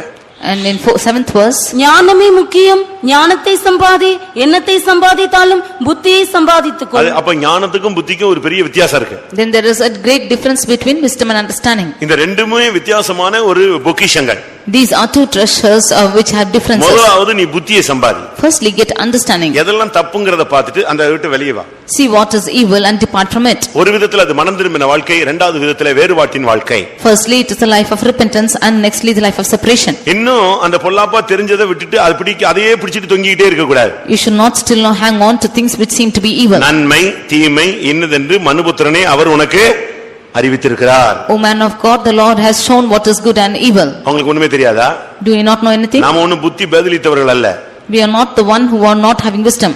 இது தவறு, இது சரி அப்படிங்கற பகுத்தறியக்கூடிய கிருபையை கர்த்தர் தந்திருக்கிறார். The Lord has given us a discerning spirit as to what is good and wrong. அப்ப நீ அந்த பொல்லாப்பை விட்டு வெளியே வரணும். Then from that evil you should come out. அப்பொழுது நீ புத்தியை சம்பாதிக்கிறாய். Then you will earn wisdom. ஒரு தெளிவான ஒரு மனப்பான்மை உனக்கு கிடைக்கிறது. You will have a clear aspect. இரண்டாவது ஞானத்தை சம்பாதிக்கிறாய். Secondly, get wisdom. அது எதை காண்பிக்கிறது? What does this show? கர்த்தருக்கு பயப்படுகிற ஒரு வாழ்க்கை. It shows a life which is fearing the Lord. அத சம்பாதி. You get it. கர்த்தருக்கு பயப்படாம நீ மனுஷனுக்கும் ஆபீசர்களுக்கும் மேல உள்ள ஆளுங்களுக்கும் லோக்கல்ல உள்ள ஆளுங்களுக்கும் சபையில உள்ளவங்களுக்கும் போதகர்களுக்கும் இவங்களுக்கெல்லாம் பயப்படுறதெல்லாம் கரெக்ட். ஆனா எல்லாவற்றுக்கும் மேலாக நீ யாருக்கு பயப்படணும்? கர்த்தருக்கு பயப்படுகிற பயம் ஞானத்தின் ஆரம்பம். அத சம்பாதி. It is good that you are hearkening or obeying to the ones who are higher above you and your higher authorities, but the first thing is you receive the fear of God, and that is wisdom. இந்த கர்த்தருக்கு பயப்படுகிற பயம் நம்ம சொல்றமே, இது கிடைக்குமா? What the fear of the Lord, shall we get it? இது பரிசுத்த ஆவியில நமக்கு கிடைக்கிறது. This is given to us by the Holy Ghost. ஏசாயா 11:2 பார்க்கும் பொழுது, Isaiah chapter 11 verse 2, அங்கே சொல்லி இருக்கிறது கர்த்தருக்கு பயப்படுகிற பயத்தை அருளும் ஆவி. It is said that this spirit of fear which is given by the கர்த்தருக்கு Spirit of பயப்படுகிற பயத்தை அருளும் ஆவி அபிஷேகத்தில் இருக்கிறது. It is the spirit of wisdom which is given in the Holy Spirit. மூன்றாவதாக, Thirdly, நீதிமொழிகள் 18:15 பார்க்கும் பொழுது, Proverbs 18:15, அறிவை சம்பாதி. you get knowledge. 18:15 புத்திமானுடைய மனம் அறிவை சம்பாதிக்கும், புத்திமானுடைய மனம் அறிவை சம்பாதிக்கும். The heart of the prudent getteth knowledge. நமக்கு இந்த நாட்கள்ல அறிவை சம்பாதிக்கணும். These days we should get knowledge. அறிவுன்னு சொன்ன உடனே இந்த உலக knowledge நம்ம ஜிகே நினைச்சிர கூடாது. We should not say that it's the knowledge of this world, no general knowledge அப்படி நினைச்சிர கூடாது. We should not think that this is general knowledge. கர்த்தர் பைபிள்ல சொல்ற அறிவுனா என்ன? What is the knowledge which the word of God says? பரிசுத்தரை அறிகிறதே அறிவு. The knowledge of knowing the Holy One is the knowledge. புதிய ஏற்பாட்டில் அறிவுனா என்ன? What is the knowledge in the New Testament? நம்முடைய கர்த்தராகிய இயேசு கிறிஸ்துவை அறிகிற அறிவு. The knowledge of knowing our Lord Jesus Christ. இதை பிலிப்பியர்ல நான் பார்க்கும் பொழுது, when we read this in Philippians, என்னுடைய கர்த்தராகிய இயேசு கிறிஸ்துவை அறிகிற அறிவின் மேன்மைக்காக நான் எல்லாவற்றையும் குப்பையும் என்று எல்லாவற்றையும் நான் நஷ்டம் என்று விட்டேன், குப்பையாக எண்ணுகிறேன். I have counted everything as loss and dung that I might know Christ. பிலிப்பியர் 3ஆம் அதிகாரம் 7ல நாம் இதை பார்க்க முடியும். 8ஆம் வசனத்திலே பார்க்க முடியும். Philippians 3rd chapter verses 7 and 8 we can see this. பிலிப்பியர் 3:8. Philippians 3:8. அங்க என்ன சொல்லி இருக்கிறது? What is said there? என் கர்த்தராகிய இயேசு கிறிஸ்துவை அறிகிற அறிவு. The excellency of the knowledge of Christ Jesus. அந்த மேன்மைக்காக நான் எல்லாவற்றையும் நஷ்டம் என்று விட்டேன். For this greatness I have counted everything as loss. நாம் சம்பாதிக்க வேண்டியது கிறிஸ்துவை அறிகிற அறிவை நாம் சம்பாதிக்க வேண்டும். Then I should get knowledge and the knowledge of Christ Jesus. அது எதை காண்பிக்கிறது? பிரதிஷ்டையின் ஜீவியத்தை, உலகத்தை வெறுப்பதை காண்பிக்கிறது. That shows the life of consecration and hating the world. கர்த்தருடைய பரிசுத்த நாமத்துக்கு மகிமை உண்டாவதாக. Glory be to the holy name of the Lord. நான்காவது, Fourthly, நீதிமொழிகள் 31:16 பார்க்கும் பொழுது, Proverbs 31 verse 16, அங்கே குணசாலியான ஸ்திரீ சம்பாதிக்கிற ஒரு காரியம் என்ன? there are virtuous woman, what is she earning? ஒரு வயலை விசாரித்து அதை வாங்குகிறாள், தன் கைகளின் சம்பாத்தியத்தினால் திராட்சை தோட்டத்தை நாட்டுகிறாள். ஒரு குணசாலியான ஸ்திரீயினுடைய சம்பாத்தியம் என்ன? தன் கைகளின் சம்பாத்தியம் அவளுக்கு திராட்சை தோட்டத்தை கொடுக்கிறது. The labor of the works of the hands of a virtuous woman is she is getting a vineyard. அவளுடைய கைகளில் அவளுக்கு ஒரு கைகளில் ஒரு சம்பாத்தியம் இருக்கிறது. She is having the fruit of her hands. அந்த சம்பாத்தியத்துல அவ செய்யறது என்ன? திராட்சை தோட்டத்தை நாட்டுகிறாள். She is planting a vineyard with that earning. இது திராட்சை தோட்டம் என்பது சபையை காண்பிக்கிறது. This vineyard shows the church. மகிழ்ச்சியான வாழ்க்கையை காண்பிக்கிறது. It shows a joyous life. அது ஆவிக்குரிய வளர்ச்சியை காண்பிக்கிறது. It shows the spiritual growth. நாம இந்த உலகத்துல என்னத்தை சம்பாதிச்சாலும் சபைய காரியங்கள்ல நமக்கு பிரயோஜனப்பட வேண்டியது அவசியம். Whatever we earn in this world, we have to be used in this church. திராட்சை தோட்டம் அது நேசருக்குரியது. Vineyard belongs to the beloved. ஏசாயால சொல்லி இருக்கிறது நேசருக்கு ஒரு திராட்சை தோட்டம் இருந்தது. In Isaiah it is said that the beloved had a vineyard. உனக்கு ஒரு ஊழியம் இருக்கிறது. You have a ministry. உனக்கு ஒரு சபை இருக்கிறது. You have a church. உனக்கு ஒரு ஆவிக்குரிய தன்மை இருக்கிறது. You have a spiritual aspect. நாம் இதை சரியான விதத்தில் விளங்கிக் கொண்டு நாம் இதெல்லாம் சம்பாதிக்க வேண்டும். We should understand this rightly and earn these things. அவளுடைய கைகளின் சம்பாத்தியத்தினாலே அவள் வாழ்க்கையிலே முன்னேறுகிறாள். She with the fruit of her hands she got this vineyard. நீ குலசாலியான ஸ்திரியா இருந்தா ஒரு வயலை விசாரித்து வாங்குவே. ஒரு ஆத்துமாவை சந்தித்து அவங்களை விசாரிச்சு சத்தியத்துக்குள்ள நீ கொண்டு வருவாய். If you be a virtuous man, then you will get a vineyard. You will inquire about soul and you will bring them into this truth. திராட்சை தோட்டம் ஒரு வளர்ச்சியை காண்பிக்கிறது, சபையை காண்பிக்கிறது, மகிழ்ச்சியை காண்பிக்கிறது. இப்படி பல அனுபவங்களை சொல்லிக்கொண்டே போகலாம். Vineyard shows a church, a growth, and it shows the joy. நாம் அதை விட்டுவிடவே கூடாது. We should not leave this. வேதாகமத்தில் நாம் பார்க்கும் பொழுது ஒரு சாதாரண மனுஷனுக்கு ஒரு திராட்சை தோட்டம் இருந்தது. அதை எப்படியாவது ஒருத்தன் பிடுங்கணும்னு ட்ரை பண்ணான் ஒரு ராஜா. In the word of God we see that an ordinary man had a vineyard and the king wanted to somehow take it off. Ahab என்ற ராஜா எசபேலுடைய புருஷன் போய் அந்த திராட்சை தோட்டத்தை பிடுங்கணும்னு ட்ரை பண்ணான். King Ahab, the husband of Jezebel, wanted to go and take that vineyard. நீ உன் திராட்சை தோட்டத்தை கொடு, நான் கீரை தோட்டமா மாத்துறேன்னு சொன்னான். He said that give me this vineyard that I am making it a garden of greens. அதுக்கு அவன் என்ன சொன்னான் தெரியுமா? What did he say for that? என்னனாலும் செய்ய, என் திராட்சை தோட்டத்தை மட்டும் என்ன செய்ய மாட்டேன், தரவே மாட்டேன். He said, you do anything you like, I will not give my vineyard. திராட்சை தோட்டத்தை தர்ற வேலையை என்கிட்ட கேட்காதேன்ட்டான். Do not ask me to give my vineyard. அப்படி தன்னுடைய திராட்சை தோட்டத்தை குறித்து அவனுக்கு ஒரு கவனம் இருந்தது. He was very careful about that vineyard. நமக்கு இந்த நாட்கள்ல நம்முடைய ஆவிக்குரிய ஜீவியத்தை குறித்து, நம்முடைய சந்தோஷமான வாழ்க்கையை குறித்து, பரிசுத்தாவினால் உண்டாகும் சந்தோஷத்தை குறித்து ஒரு தெளிவான ஒரு அறிவு நமக்கு இருக்க வேண்டும். We need a clear knowledge about our spiritual life and the knowledge about the Holy Ghost which we have got these days. மத்தேயு 25:16 பார்க்கும் பொழுது, Matthew chapter 25 verse 16, அங்கே ஒரு மனுஷன் தன்னுடைய தாளந்தினால் இன்னும் அதிக காரியங்களை சம்பாதித்தான். There a man by his talents traded more. 5 தாலந்தை வாங்கினவன் போய் அவைகளை கொண்டு வியாபாரம் பண்ணி வேறு 5 தாலந்தை சம்பாதித்தான். 5 தாலந்து வாங்கினவன் இன்னும் 5 தாலந்தை சம்பாதித்தான். He who had received 5 talents went and got even 5 talents. இது திறமைக்கு தக்கதாக இல்லாவிட்டால் தேவன் கிருபைக்கு தக்கதாக நமக்கு பகிர்ந்து கொடுக்கிற ஈவின் தன்மைகள், இல்லாவிட்டால் வரங்கள், வல்லமைகள், ஜெப ஆவி, விசுவாசம், பரிசுத்தம், பிரதிஷ்டை, தெய்வீகமான தன்மைகளை காண்பிக்கிறது. This shows the gifts and talents and power and the divine characters and faith which the Lord has given to us by faith. அவனவனுடைய முந்தின வசனம், அவனவனுடைய திறமைக்கு தக்கதாக ஒருவனிடத்தில் 5 தாலந்து கொடுக்கப்பட்டது. Then the previous verse we say that according to each one's talents, one man was given 5 talents. இன்னொருத்தல 2 தாலந்து கொடுக்கப்பட்டது. And to another 2 talents. 5 தாலந்தை வைத்து அவன் 5 தாலந்தை சம்பாதித்தான். And he who had 5 talents earned 5 talents with it. 2 தாலந்தை வைத்து 2 தாலந்து சம்பாதித்தான். And he who had 2 had earned 2 talents. சரி, உங்களுக்கு கொடுத்த கிருபையை வைத்து நீங்க என்ன சம்பாதிச்சிருக்கீங்க? Now what have you earned with the talents which the Lord has given you? இன்னைக்கு உலகத்துல எத்தனையோ பேருக்கு கிருபை கிடைக்கு, அவங்க பெரிய மீட்டிங் போட்டு கோடிக்கணக்கில் சம்பாதிச்சிடுறாங்க. Today many of them are given the graces and they are conducting meetings and earning crores. பணமா சம்பாதிச்சிடுறாங்க. By casting out demons they are getting earning money. தீர்க்கதரிசனம் சொல்லி பணமா சம்பாதிச்சிடுறாங்க. By telling the prophecies they are earning money. அப்படிதானே? உலகத்துல இப்படி தான் நடக்குது. This is what happening in the world. அற்புதங்களை செய்றாங்க, பணமா சம்பாதிச்சிடுறாங்க. They are doing miracles and earning money. ஆனா இந்த தாளந்தை கொடுத்து இதை சம்பாதிக்கிறது அல்ல. But not giving this talent and earning things. உனக்கு கொடுத்த ஜெப ஆவியை வச்சு நீ என்ன சம்பாதிச்சிருக்கிற? By your prayer life what have you earned? பணத்தை அல்ல. Not money. 5 ஆத்துமாக்கள் நீ சம்பாதிச்சிருக்கணும். You should have earned 5 souls. உனக்கு கொடுத்த கிருபையை வைத்து நீ ஜனங்களை விடுவிச்சிருக்கணும். By the grace the Lord has given you should have delivered people. Bible என்ன சொல்லுது? இலவசமாய் பெற்றீர்கள், இலவசமாய் பெற்றீர்கள், இலவசமாய் கொடுங்கள். The word of God says that you have received freely, freely give. சரி, இங்க உட்கார்ந்து இருக்கிற நம்மை பார்த்து ஒரு கேள்வி. And the question to us who are seated here. எல்லாருக்கும் ஏதாவது ஒரு தாளந்து கொடுத்திருப்பாரு. The Lord would have given at least 1 talent for anyone. கொடுத்திருக்காரா? கொடுத்திருக்காரா? Has he given? எல்லாருக்கும் ஒரு gift இருக்கும். All of them will have a gift. ஏதாவது ஒரு திறமை இருக்கும். All they will have some gift. உங்களுக்கு இல்லன்னு நீங்க என்ன செய்ய முடியாது, மறுதலிக்க முடியாது. You cannot deny that you do not have. ஏதாவது ஒரு வரம் இருக்கும், 2 வரம் இருக்கும், 9 வரம் இருக்கும். எவ்வளவோ கிருபைகளை கர்த்தர் அவனவனுடைய தேவைக்கேற்றமா இல்ல அவனவனுக்கு தேவன் பகிர்ந்து கொடுக்கிறார். Maybe 1 gift or 2 gift or 9 gift, the Lord gives everything according to his measure. உங்களுக்கு இல்லன்னு சொல்றீங்களா, இருக்குன்னு சொல்றீங்களா? Do you say do not have or do you have? 1 கொரிந்தியர் 12:7 படி 1 Corinthians 12:7. ஆவியினுடைய அனுக்கிரகம் அவனுடைய பிரயோஜனத்துக்கென்று அளிக்கப்படுகிறது. The gifts of the Spirit is given to everyone according to his measure. 11ஆம் வசனத்திலே In verse 11. தமது சித்தத்தின்படியே அவனுக்கு அவர் பகிர்ந்து கொடுக்கிறார். It is given to him according to his will. ஒருத்தனுக்கு 5 கொடுத்தாரு, ஒருத்தனுக்கு 2 கொடுத்தாரு, ஒருத்தனுக்கு 1 கொடுத்தாரு. அது அவருடைய சித்தம். He is giving 5 talents and to the other 2 and to the other 1. It's his will. உங்களுக்கு ஒரு கிருபை கொடுத்திருக்கிறார். அதை நீங்க உங்களுக்கு தெரியுமா? Then the Lord has given you his grace. Do you know that? நீங்க புதைச்சு வச்சிட்டு ஒண்ணுமில்லன்னு கையை காட்டிட்டே இருக்கீங்க. You are hiding it and saying that you don't have and showing hands. உங்களுக்கு எதிலியாவது ஒண்ணே ஸ்கில்ஃபுல்லா கத்தர் வச்சிருப்பாரு. The Lord would have kept you skillful in at least one thing. அதை நீங்க எப்படி கண்டுபிடிக்கலாம்னா, how can you find this? இந்த அங்கவினர்களை பாருங்க. You can see the ones who do not having their handicapped ones. அவங்கள பாருங்க.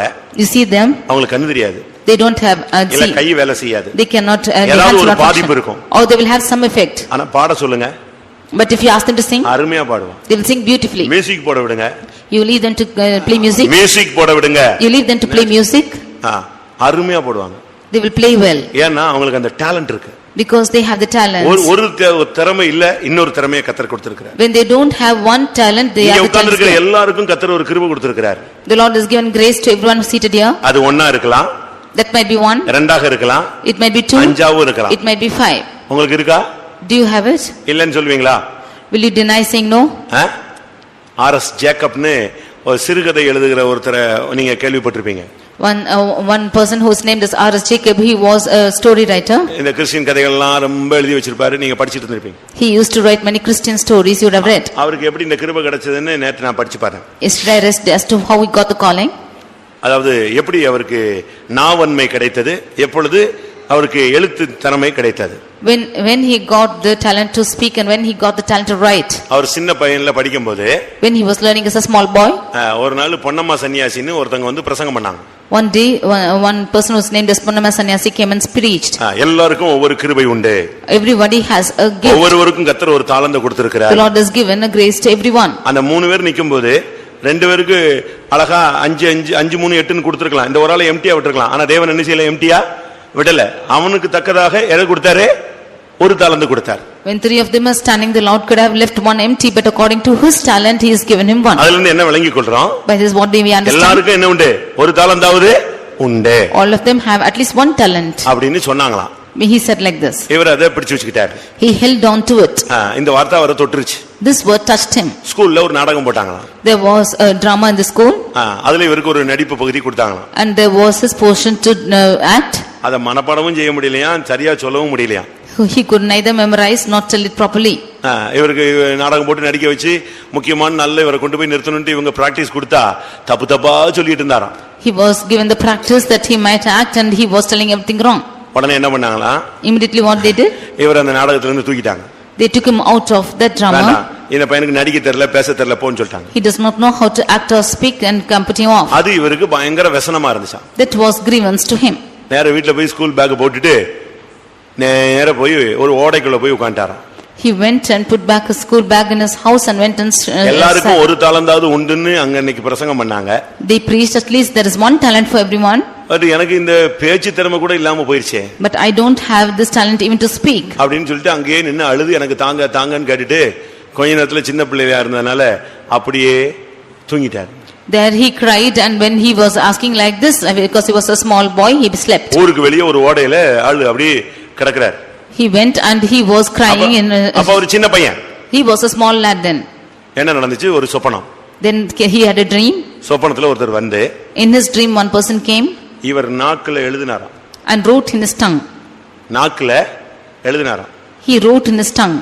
அந்த எழுதின அந்த இத இவர் கையில கொடுத்தாராம். And what he has written he gave it in his hands. நாக்குல எழுதியாச்சு, அடுத்து நெஞ்சாச்சு.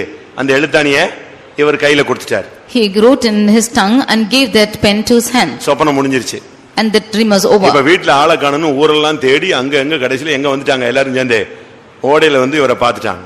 When they saw that he was not found in his house, they came and found him in the brook. இப்போ நாடகத்துல இருந்து இவரை தூக்கிட்டாங்க. அதனால தான் இவர் துக்கத்துல வந்தாருங்கிறது எல்லாருக்கும் தெரிஞ்சு போச்சு. Now everybody came to know that he was taken away from the drama and therefore he was grieved. அப்போ திருப்பி அந்த டீச்சர் சொன்னாராம், சரி உனக்கு நாடகத்துல அந்த போர்ஷனை நெஞ்சிரறேன், கொடுத்துறேன்னு சொல்லிட்டாராம். Now the teacher again said that I will give you that portion in the drama. அடுத்த நாள் அந்த போர்ஷன்ல நடிச்சா ஒரு தப்பு கூட இல்ல. Next day when he acted with that portion, there was no fault at all. அவர் சொல்றாரு, அன்னையில இருந்து என் நாக்குல அவர் தொட்டதுனால, ஆண்டவர் தொட்டதுனால நான் பேச்சாளனாகவும் மாறினேன், கையில அதை கொடுத்ததுனால நான் யாரா மாறினேன், எழுத்தாளனாகவும் மாறினேன். He said, because the Lord has given me, from that day I became an orator, and because he's given in my hands I became a writer. கர்த்தர் உங்க நாக்க தொட்டார்னா நீங்க பேச்சாளராய் மாறிடலாம். If the Lord will touch your tongue, you will become an orator. கையில எழுத்தாணியை கொடுத்தா நீங்க யாரா மாறிடலாம், எழுத்தாளனாய் மாறிடலாம். If he gives the pen in your hand, then you can become a writer. சங்கீதக்காரன் சொல்லுகிறான், என் நாவு விரைவாய் எழுதுகிறவனுடைய எழுத்தாணி. அவ்வளவு ஃபாஸ்ட்ல பேசுவான். The psalmist says that my tongue is a speed writer. நீங்களும் இன்னைக்கு போய் உட்கார்ந்து ஜெபம் பண்ணுங்க, கர்த்தர் நாக்குல எழுதுறாரா நெத்தியில எழுதுறாரான்னு பார்க்கலாம். You go and pray and see if the Lord is writing in your tongue or on your forehead. நெத்தியில எழுதிட்டாருன்னா ஊழியத்துக்கு வந்துட்டீங்கன்னு அர்த்தம். If he is writing on your forehead, you are coming to ministry. பிதாவின் நாமம் போட்டாருன்னா போச்சு, அவ்வளவுதான். நீ எங்க சுத்தினாலும் அங்க வந்து சேர்ந்துடுவ. If he gives the name of the Father, he will come anywhere. உங்களுக்கு ஒவ்வொருவருக்கும் ஒரு தாளந்து இருக்கு. நீங்க அதை வச்சு சும்மா அப்படியே புதைச்சு வச்சுக்கிட்டு விதைக்காத இடத்துல அறுக்கிறவரும் தெளிக்காத இடத்துல சேர்க்கிறவரும் பிரசங்கம் பண்ணிட்டு இருக்க கூடாது. உனக்கு கொடுத்த தாளந்து, அது ஜபாபியா இருக்கலாம், கிருபையா இருக்கலாம், பாட்டு திறமையா இருக்கலாம், பிரசங்க திறமையா இருக்கலாம், இல்ல நல்ல சுகபலன் ஆரோக்கியமா இருக்கலாம். அதை கொண்டு நீ கர்த்தருக்காக கிரியை செய்து நீ கர்த்தருக்காக சம்பாதிக்க வேண்டும். He has given every of you a talent. It might be a talent of singing or praying or preaching or anything, and with that talent you should work for the Lord. உங்களுக்கு கர்த்தர் கூட ஏதாவது ஒரு கிருபை கொடுத்திருப்பாரு. The Lord will give you at least any talent.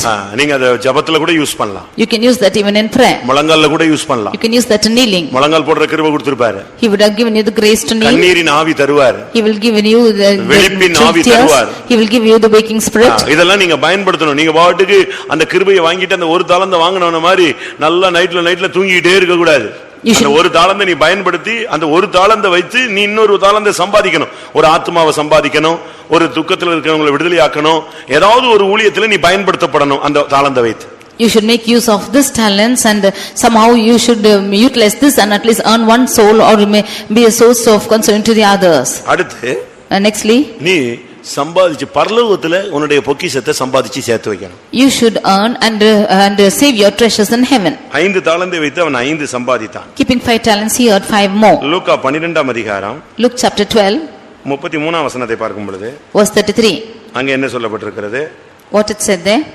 உங்களுக்கு உள்ளவைகளை விற்று பிச்சை கொடுங்கள், பழமையாய் போகாத பணப்பைகளையும் குறையாத பொக்கிஷத்தையும் பரலோகத்திலே உங்களுக்கு சம்பாதித்து வையுங்கள். இந்த உலகத்துல சம்பாதிச்சு சேர்த்து வச்சது மாத்திரமல்ல, எங்க சம்பாதிச்சு சேர்த்து வைங்க, எங்க சம்பாதித்து வைங்க, பரலோகத்துல சம்பாதிச்சு வைங்க. You earn for the treasures in heaven. இந்த உலகத்தோட நமக்கு வாழ்க்கை முடியறது இல்லையே. With this world, this life is not ending up. பரலோகத்துல உங்களுடைய பொக்கிஷத்தை சம்பாதிச்சு சேர்த்து வைங்க. You add and save your treasures in heaven. இங்க உள்ள பேங்க்ல பேலன்ஸ் எப்படி இருக்கு? How is the balance here in the bank? நல்லா இருக்கா? Is it good? போன வாரம் நான் ஒரு இடத்துல இருக்கும்போது ஒரு தகப்பன் ஃபோன் பண்ணாரு. Last week a father was calling me up.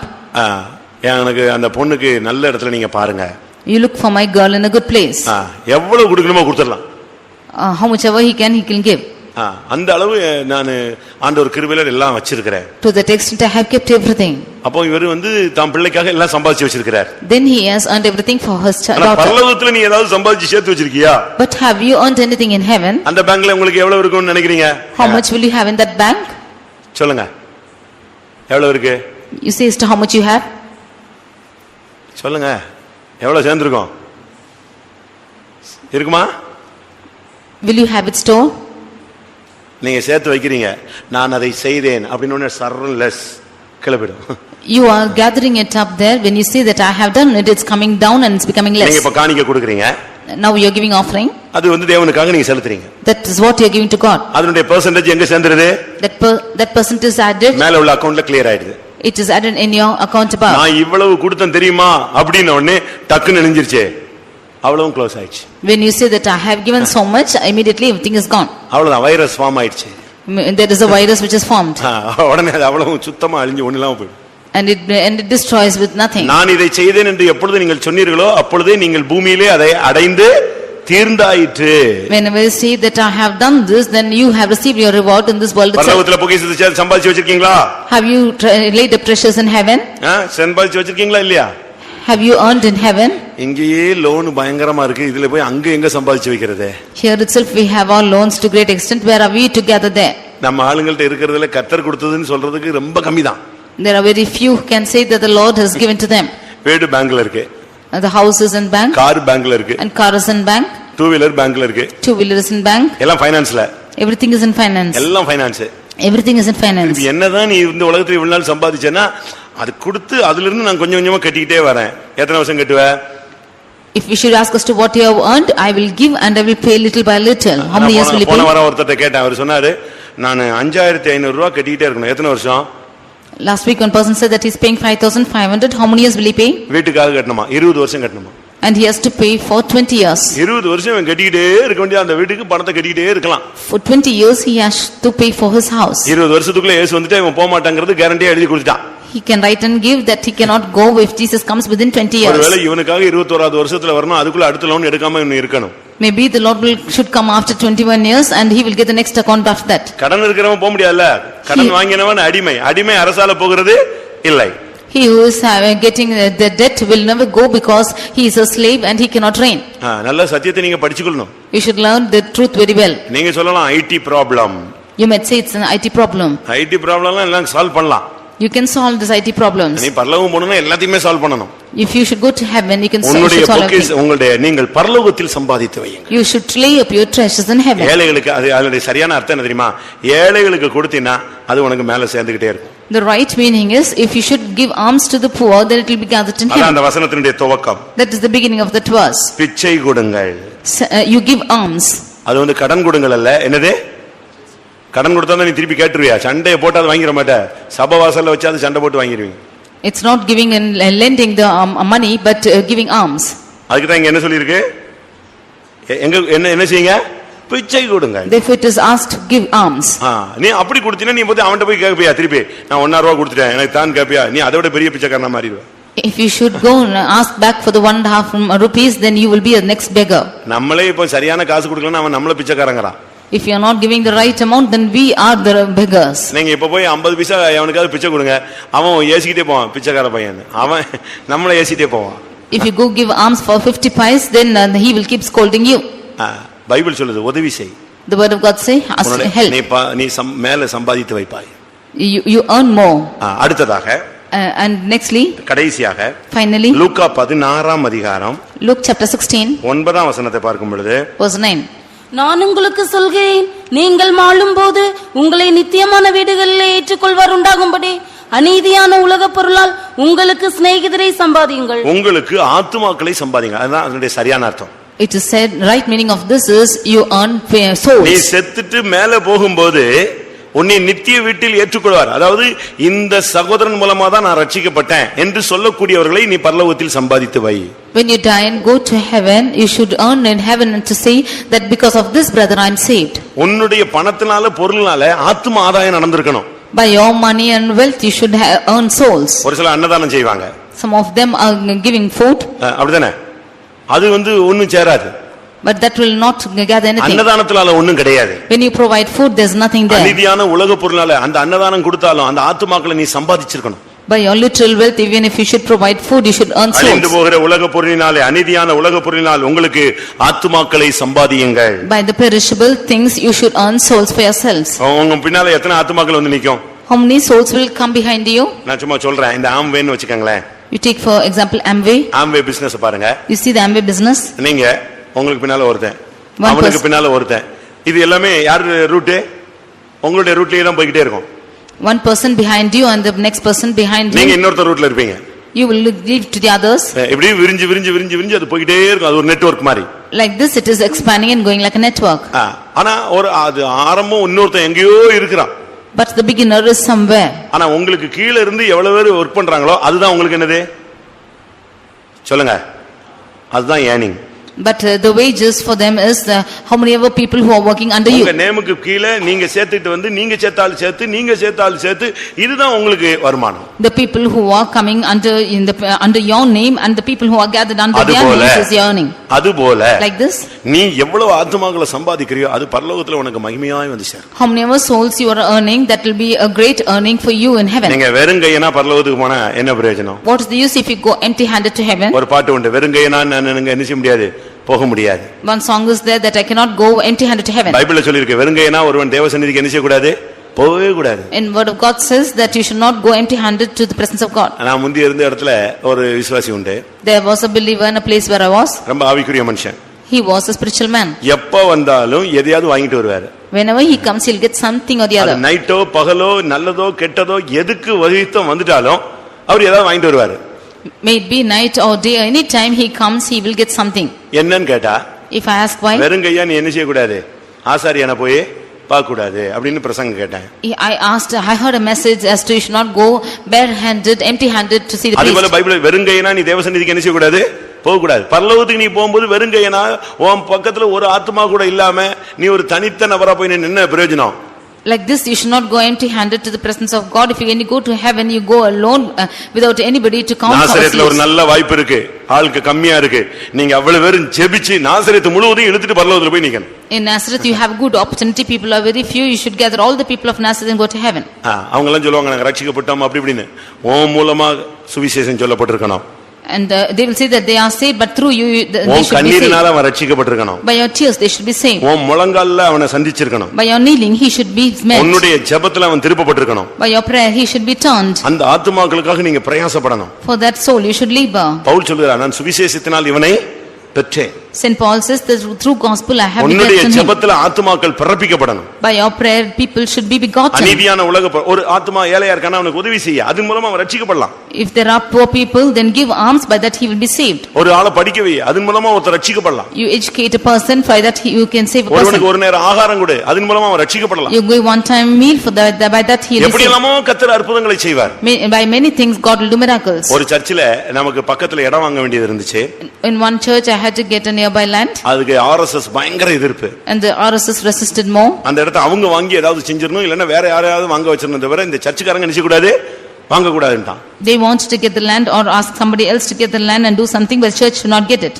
அந்த ஓனரை போய் அவங்க பார்த்து பேசிட்டாங்க. They went and saw the owner and spoke. ஒண்ணு நாங்க சொல்ற ஆளுக்கு கொடுக்கணும், இல்லட்ட இப்படிப்பட்ட இடத்துக்கு கொடுக்க கூடாது. You should either give to the person whom we are telling, or you should not give this place. அவன் ஒரு சாதாரண ஆளு, பட் அவன் ஓரளவு கர்த்தரை அறிந்த ஒரு நபர். ஆனாலும் சரி, அவனுக்கு சூழ்நிலை அங்க உள்ள என்ன பிரச்சனைன்னு தெரியாது, சரின்னு சொல்லிட்டான். He was an ordinary person and he did not know what the situation was. He was a saved person and therefore he said all right.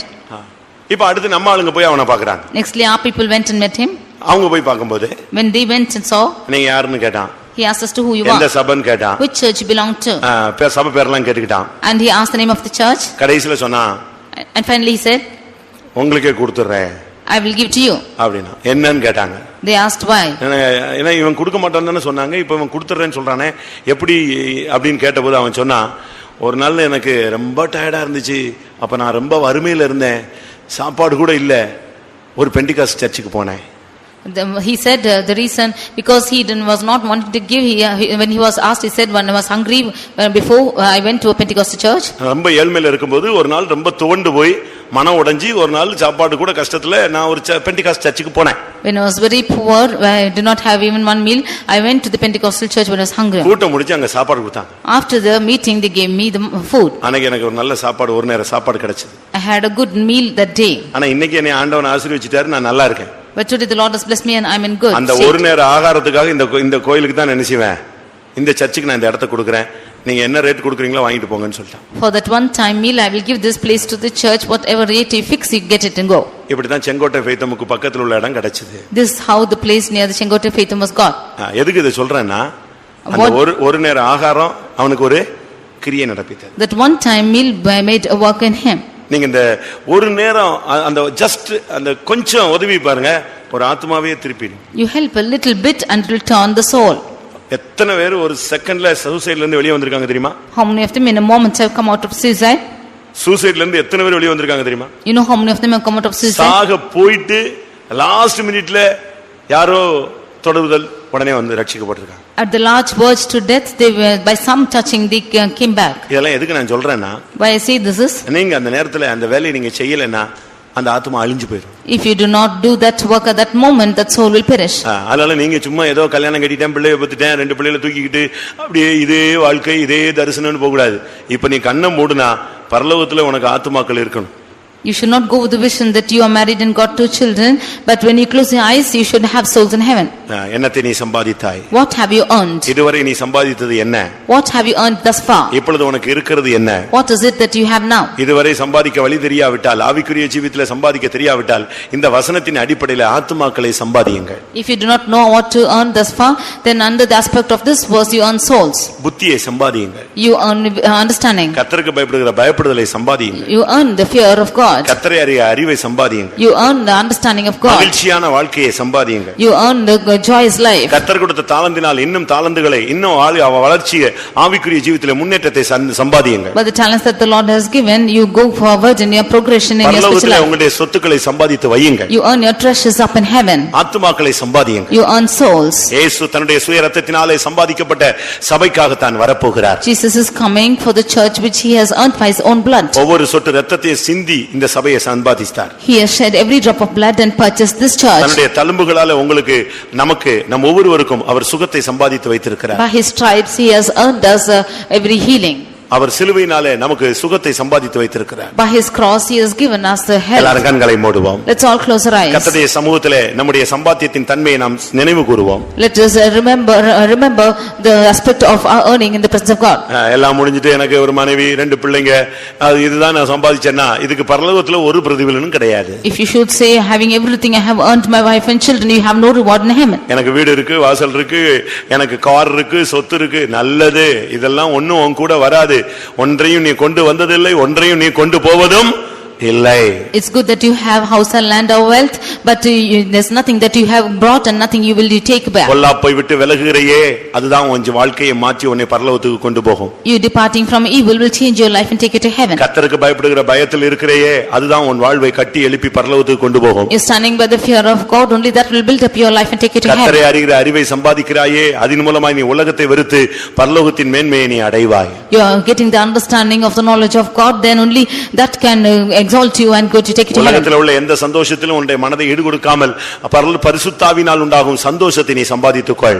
No, not giving room to any other joy in this world, you receive the joy of the Holy Ghost. தேவன் கொடுத்த கிருபையை வைத்து இன்னும் கிருபையிலே முன்னேறி செல்வாயாக. Having the graces which the Lord has given you, you go forward in your graces. இந்த உலகத்தில் நீதியின் கிரியைகளை செய்து பரலோகத்திலே நீங்கள் சொத்துக்களை சம்பாதித்து சேர்த்து வையுங்கள். Doing the works of righteousness in this world, you earn together wealth in heaven. உனக்கு கொடுத்த பணம் பொருள் மூலமாக ஆத்துமாக்களை சந்தி, ஆத்துமாக்களுக்கு கொடு, ஆத்துமாக்களை எப்படியாவது அவளை கிறிஸ்துவை அறிகிற அறிவுக்கு நீ வழி நடத்துவாயாக. By the money and things that you have, you go and give to the souls, and somehow you lead the souls to heaven.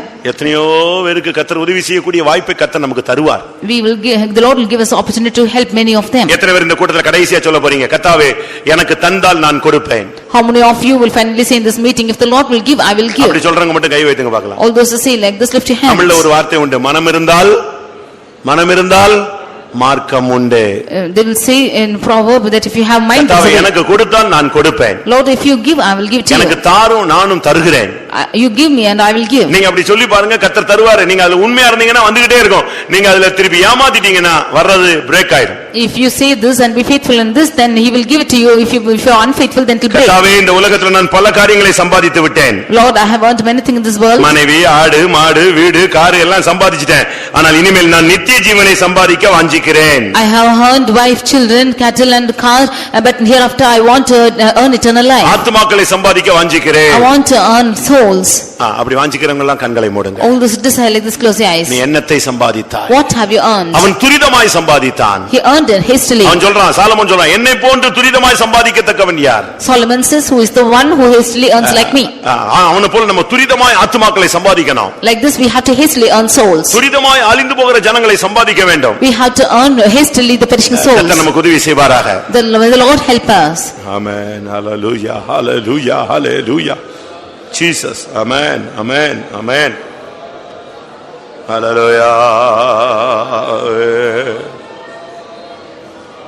Hallelujah.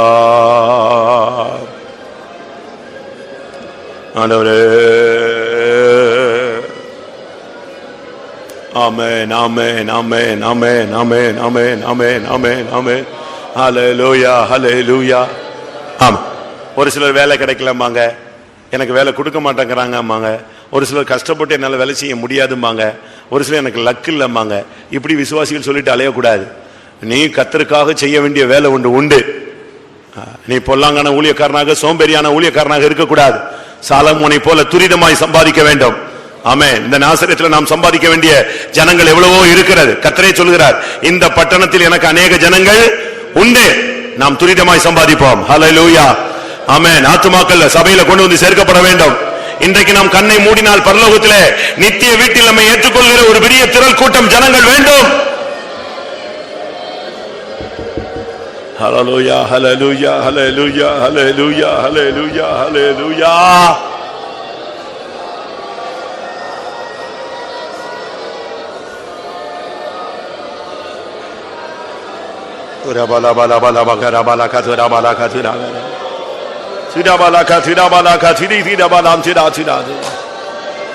ஆண்டவரே, ஆண்டவரே, ஹல்லேலூயா.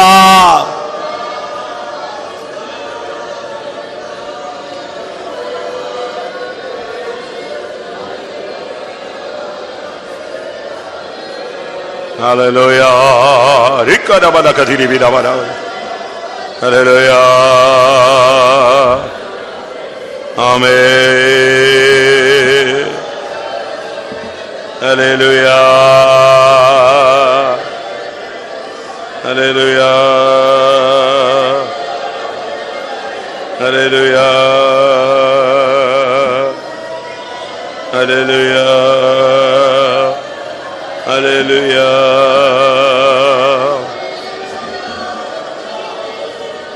Amen. Rikara bala dira bala karaba. Shida bala kadira bani. Hallelujah. Hallelujah. Hallelujah. Amen. Amen. Amen. Amen. Amen. Amen. Amen. Amen. Amen. Amen.